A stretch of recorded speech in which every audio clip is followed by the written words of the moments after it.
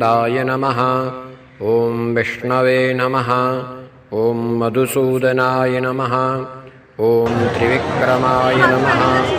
ॐ वामनाय नमः। ॐ श्रीधराय नमः।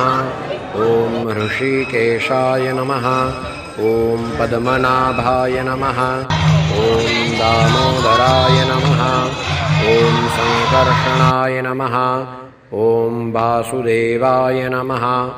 ॐ प्रद्युम्नाय नमः। ॐ अनिरुद्धाय नमः। ॐ पुरुषोत्तमाय नमः। ॐ अधोक्षजाय नमः। ॐ नारसिंहाय नमः। ॐ अच्युताय नमः। ॐ जनार्दनाय नमः। ॐ उपेन्द्राय नमः। ॐ हरये नमः। ॐ श्रीकृष्ण परमात्मा